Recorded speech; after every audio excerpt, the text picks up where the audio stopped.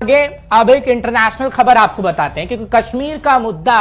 लगातार अंतर्राष्ट्रीय मंच पर उठता रहा है और एक बार फिर से कश्मीर का मुद्दा अंतर्राष्ट्रीय मंच पर उठा है। आपको जानकारी दे देते हैं कि तुर्की के राष्ट्रपति एर्दोगान ने कश्मीर का मुद्दा उठाया है और संयुक्त राष्ट्र के सत्र में यह कश्मीर का मुद्दा दरअसल उठाया गया है। जानकारी आपको यह भी दे दें कि कई बार हो चुका है कि तुर्की के राष्ट्रपति ऐसी बयानबाजी कर चुके हैं, लेकिन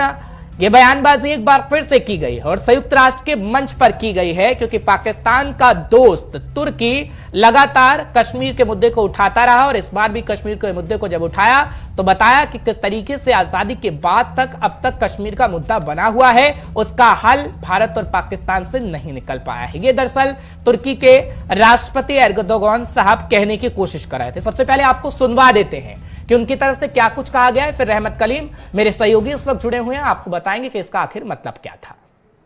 India and Pakistan, after having established their sovereignty and independence 75 years ago, they still haven't established peace and solidarity between one another. And this is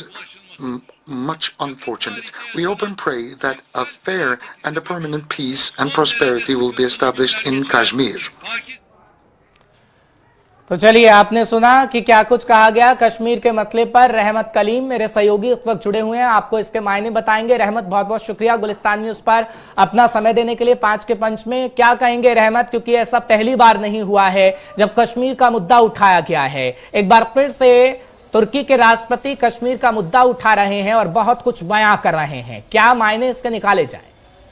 जी देखिए, बिल्कुल अगर तुर्की के राष्ट्रपति के इस बयान को देखें तो आपको थोड़ा सा पीछे ले जाना चाहूँगा 2019 की तरफ, और 2019 से अभी तक के जो बयान उन्होंने दिया है वो आपको बताना चाहेंगे। 2019 में उन्होंने कहा था कश्मीर में नाकाबंदी जैसी सूरत हाल है। 2020 की बात करेंगे, उन्होंने कहा कि कश्मीर एक सुलगता हुआ मसला हो चुका है और आर्टिकल 370 जो मनसूख किया गया ये वहाँ की आईनी हैसियत पर कहीं ना कहीं एक तरह से हमला है। फिर 2021 की बात करें तो उस वक्त जब बयान दे रहे थे, जब जनरल असेंबली से खिताब कर रहे थे, तो उस वक्त उन्होंने कहा था कि मसले कश्मीर को यूएन के करारदाद के मुताबिक हल किया जाना चाहिए। और अब जब 2022 में स्पीच दे रहे हैं तो कह रहे हैं कि मुनसिफाना और देरपा अमन की ख्वाहिश हम रखते हैं जम्मू कश्मीर में। तो ये बाज़ाब्ता तौर पर अगर 2019 से 2022 के बीच के बयान को अगर देखेंगे तो आपको अंदाज़ा हो जाएगा कि किस तरह से तुर्की के प्रेसिडेंट का बयान या तुर्की के प्रेसिडेंट की बयानबाजी में कहीं ना कहीं वो तेवर, वो सख्ती, वो गर्मी ख़त्म होती हुई दिखाई दी है जो इस बार हमने देखा है। इस बार वो सीधे तौर पर एक तो मसले कश्मीर पर बहुत कम बात की, और बात भी की तो जो उनका लहजा था, लहजा बता रहा था, और जो लफ्ज़ उन्होंने इस्तेमाल किया, जो जुमले उन्होंने कही, और सीधे तौर पर एक किसी भी मुल्क के लिए, किसी भी खित्ते के लिए अगर आप बईखा हैं, आप चाहते हैं कि वहाँ अमन कायम रहे और आपके नज़र में वहाँ अमन नहीं है, तो अगर वहाँ पर परमानेंट अमन चाहते हैं, पीस चाहते हैं, तो उसके लिए आपको एक ह्यूमैनिटेरियन ग्राउंड पे भी कह सकते हैं, जैसे हम इसराइल के बारे में, फ़लस्तीन के बारे में, ईरान के बारे में, अफगानिस्तान के बारे में कहते रहते हैं। तो ये बयान बता रहा है कि किस तरह से किस तरह से तुर्की ने भी बाज़ाब्ता तौर पर कश्मीर के मामले पर हिंदुस्तान के सामने सरेंडर किया है। और चूंकि ये बयान ऐसे वक्त में है जब चंद दिन पहले ही वज़ीर आज़म नरेंद्र मोदी से मुलाकात हुई थी, उसके बाद अगर general assembly of United nation से खिताब करते हैं और मसले कश्मीर पर इस तरह का बयान देते तो आप समझ सकते हैं कि तुर्की ने भी अब पाकिस्तान की वो स्क्रिप्ट जो मुसलसल उन्हें 2019 से पहले से भी लेकर के और 2019 से अब तक पेश की जाती रही है, उसे खारिज कर दिया और अपने तौर पर एक रिवायती बयान जो जारी किया जा सकता है वो रिवायती बयान उन्होंने जारी किया है। तो हम ये मान सकते हैं कि हिंदुस्तान के मद्देनज़र में जाहिर सी बात है, अगर उनकी तरफ से अगर ये शक है या शुबा है, उनको अगर लगता है कि जम्मू कश्मीर में और अमन आनी चाहिए, 75 साल के बाद भी अगर मसले कश्मीर पर हम हिंदुस्तान पाकिस्तान को लड़ते देख रहे हैं, तो फिर हमें ये कहना ही होगा कि जिस तरह से भी हो खित्ते में अमन आनी चाहिए और ये अमन परमानेंट होनी चाहिए। इसे शॉर्ट टर्म के लिए नहीं, कुछ दिनों के लिए नहीं, बल्कि हम दुआ करते हैं कि यहाँ पर हमेशा हमेशा के लिए अमन आए, शांति आए। ये एर्दोगान का कहना था। एर्दोगान के लहजा बता रहा था कि कहने के वो पाकिस्तान से पीछा छुड़ा चुके हैं और अब हिंदुस्तान के साथ उनके रिश्ते धीरे धीरे फिर से मजबूत होने के करीब नजर आ रहे हैं। और इसी तरह की तैयारी बाज़ाब्ता तौर पर पिछले दिनों भी हमने देखी, क्योंकि 2019 से लेकर के 2021 तक के जब भी जनरल असेंबली का इजलास हुआ या ग्लोबल फोरम जब भी मिला, वहां पर जिस तरह से मसला कश्मीर को तुर्की ने उठाया या तुर्की के रिप्रेजेंटेटिव ने उठाया या तुर्की के प्रेसिडेंट ने उठाया, उन बयानों की वजह से हिंदुस्तान और तुर्की के रिश्ते खराब रहे हैं। तुर्की को एहसास हुआ, चूंकि नुकसान ज्यादातर तुर्की का हो रहा था, हिंदुस्तान का नुकसान हो या ना हो, लेकिन तुर्की का ज़्यादा नुकसान हो रहा था। तुर्की को देर से ही सही लेकिन होश आया और ये ख्याल आया कि हम पाकिस्तान के सहारे अपना बड़ा नुकसान कर रहे हैं, हालांकि इससे मिलने जुलने वाला कुछ भी नहीं है। ऐसे में हिंदुस्तान से रिश्ते कैसे मजबूत किए जाए, कैसे ताल्लुकात को बेहतर किया जाए, क्या मसले कश्मीर पर वही राग अलापा जाए जो पहला अलापा था पाकिस्तान के खिलाफ, पाकिस्तान के कहने पर, तो उससे बेहतर रिश्ते बन पाएंगे। इन तमाम हवालों से जब जायजा लिया तुर्की की सरकार ने, तुर्की की इंतजामिया ने, तो उसके बाद इस नतीजे पर पहुंचा कि हमें मसले कश्मीर को एक ह्यूमैनिटेरियन ग्राउंड पर, एक रियलिटी के तौर पर ह्यूमैनिटेरियन टच देते हुए बस एक लफ्ज़ कहना है, एक जुमला कहना है, ताकि हमें हमारी बात भी रह जाए, हम सांप भी मार दें और लाठी भी बचा लें। तो इस तरह की कोशिश बाज़ाब्ता तौर पर तुर्की के सदर की जानिब से की गई है। तो जो लहजा था, जो बयान था, वो बता रहा था कि तुर्की भी पाकिस्तान की चाल को लेकिन समझ गया। रहमत, क्या ये चेंजेस किस वजह से हुए हैं, क्या कहेंगे आप? क्योंकि अंतर्राष्ट्रीय जो सिनेरियो है वो चेंज क्या वाकई हो रहा है? आप, जहां तक मुझे याद है, पीएम मोदी से मुलाकात भी पिछले दिनों हुई थी, लेकिन वर्ल्ड सिनेरियो अब बड़ी तेजी से चेंज हो रहा है क्या? क्योंकि पहले का वक्त कुछ और था और जो पाकिस्तान की स्थिति इस वक्त हम देख रहे हैं वो जग जाहिर है। पर क्या तुर्की भी अपने आप को सेफ साइड यानी सेफ जोन में खास तौर पर रखना चाहता है? क्योंकि पाकिस्तान ने अभी आईसीयू में हाल ही में, आपको याद होगा, कि कहा कि भैया आतंकवाद से तो ग्रसित हैं। बहुत कुछ ऐसी चीजें होती हैं जो पाकिस्तान की तरफ से कही जाती हैं और सभी देश अपना सेफ साइड लेकर चलते हैं, और तुर्की का भी वक्त आ गया है कि वो अपने आप को सेफ जोन में लेकर चले। देखिए, बिल्कुल एक तुर्की और पाकिस्तान की दोस्ती का और रिश्ते का एक नैरेटिव बयान किया गया था, बयानिया सबके सामने पूरी दुनिया में फैलाने की कोशिश की गई थी कि दोनों एक भाई के जैसे हैं, दोनों एक जैसे हैं, एक ख्याल हैं, एक तरह से सोचते हैं। लेकिन इस नैरेटिव में सबसे बड़ा नुकसान अगर किसी को हुआ तो वो तुर्की को था। तुर्की को देर से ही सही 4 से 5 साल के बाद ही अंदाज़ा हो गया कि उनका पाकिस्तान की राह पर चलना, पाकिस्तान की रविश पर चलना, पाकिस्तान के साथ चलना और पाकिस्तान के कहने पर कुछ करना, ये कहीं ना कहीं उन्हें नुकसान ज़्यादा पहुँचा रहा है। और पिछले 5 साल के अंदर अगर आप देखें, तुर्की के साथ हिंदुस्तान के रिश्ते खराब रहे हैं, अच्छे नहीं रहे हैं और बहुत ज़्यादा अच्छे भी नहीं कर सकते, लेकिन इसका नुकसान तुर्की को हुआ है। पाकिस्तान को तो नुकसान हुआ ही हुआ है, लेकिन तुर्की को भी हुआ। ऐसे में तुर्की को एहसास हुआ कि हिंदुस्तान के साथ हमें रिश्ते मजबूत रखने होंगे और इस मजबूती के लिए क्या करने होंगे, हमें कुछ स्टैंड क्लियर करने होंगे। पहला स्टैंड जम्मू कश्मीर का मसला था। जम्मू कश्मीर के मसले पर उन्होंने पहले 2021 को अगर देखें तो उन्होंने बाज़ाब्ता तौर पर यूएन चार्टर का जिक्र किया। उन्होंने ये नहीं कहा कि जम्मू कश्मीर में सुलगती हुई सूरत हाल है या इंसानियत का खून हो रहा है या वहाँ नाकाबंदी जैसी सूरत हाल है। इस तरह के बयान जो पहले पाकिस्तान के कहने पर तुर्की दे रहा था, उन बयानों से पीछा छोड़ा करके अब यहाँ तक 2022 तक जब पहुँचा है तो फिर सिर्फ और सिर्फ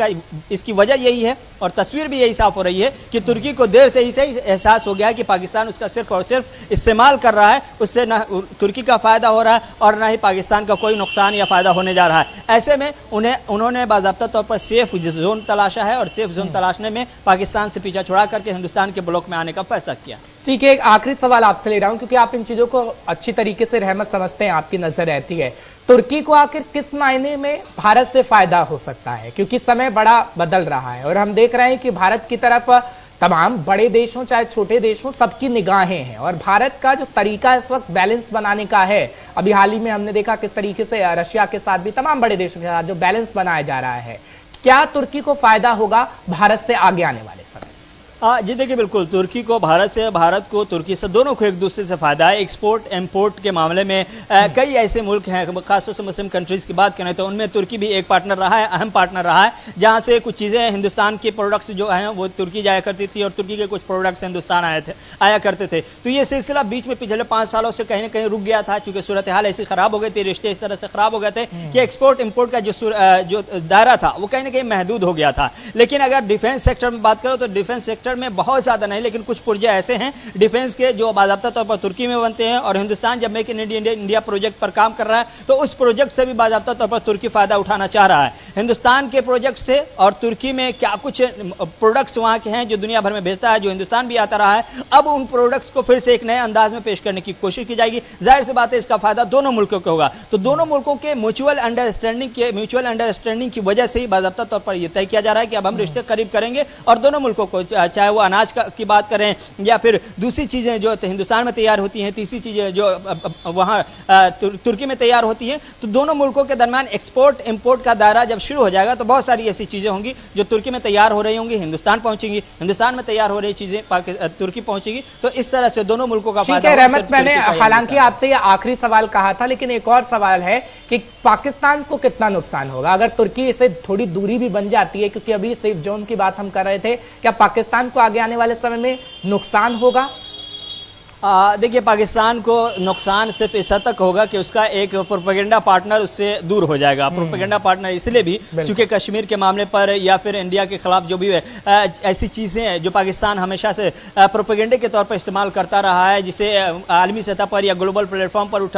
उठाने की कोशिश करता रहा है, उसमें उसकी आवाज़ कम हो जाएगी और उसके साथ वो देने वाले लोगों की तादाद कम हो जाएगी, ममालिक की तादाद कम हो जाएगी। और सबसे बड़ा पार्टनर चूंकि उसका तुर्की था और इसलिए तुर्की अब चूंकि पाकिस्तान से दूर होगा। इस मामले में खासतौर से इंडिया के हवाले से जब भी कोई बयान होगा, जब भी कोई प्रोपेगेंडा होगा, जब भी कोई बात होगी, जब भी कोई इशू होगा, तो उसमें तुर्की जिस तरह से पहली फुर्सत में पाकिस्तान को सपोर्ट करता था, जैसे चाइना सपोर्ट करता है, वैसे ही तुर्की अब तक सपोर्ट करता रहा। लेकिन अब तुर्की उस तरह से पाकिस्तान को सपोर्ट नहीं करेगा, तो पाकिस्तान की आवाज ग्लोबल लेवल पर कहीं ना कहीं धीमी पड़ जाएगी और कहीं ना कहीं वो मजबूत जो पकड़ अब तक के तुर्की के साथ बना करके ग्लोबल प्लेटफॉर्म का गलत इस्तेमाल कर रहा था, वो इस्तेमाल से उससे छुटकारा कहीं ना कहीं दुनिया को भी मिलेगी और तुर्की को भी मिल सकती है। बहुत बहुत शुक्रिया रहमत इन सवालों का जवाब देने के लिए और बताने के लिए हमारे दर्शकों को कि वर्ल्ड सिनेरियो में आखिर किस तरीके से तुर्की फिट होने जा रहा है, क्योंकि तुर्की भी अपना अब सेफ जोन लेकर चल रहा है। और जिस तरीके से रहमत बता रहे थे कि आगे आने वाले समय में जिस तरीके से प्रोपेगेंडा चलाया करता था पाकिस्तान की, तुर्की हमारा काफी अच्छा दोस्त है और कश्मीर के मुद्दे पर जो बातें सामने आती थी और वो हम आपको बताते भी थे, लेकिन अब वो प्रोपेगेंडा आपको नहीं देखने को मिलेगा, क्योंकि वर्ल्ड सिनेरियो बड़ी तेजी से बदल रहा है और सब भारत की ओर देख रहे हैं। क्योंकि पहले वाला समय नहीं रहा, 2022 का समय है। आर्थिक स्थिति में सभी मजबूत होना चाहते हैं और किस तरीके से एक दूसरे के साथ व्यापार बढ़ाएं, इस बारे में सभी सोचना चाहते हैं। इसलिए अब तुर्की भी समझ चुका है, तुर्की ये बताने की कोशिश कर रहा है कि अब हम भारत के नजदीक पहुंच रहे हैं और पाकिस्तान से दूरियां बढ़ा रहे हैं। इसमें बैलेंस बनाने की कोशिश तुर्की के राष्ट्रपति एर्दोगान साहब की तरफ से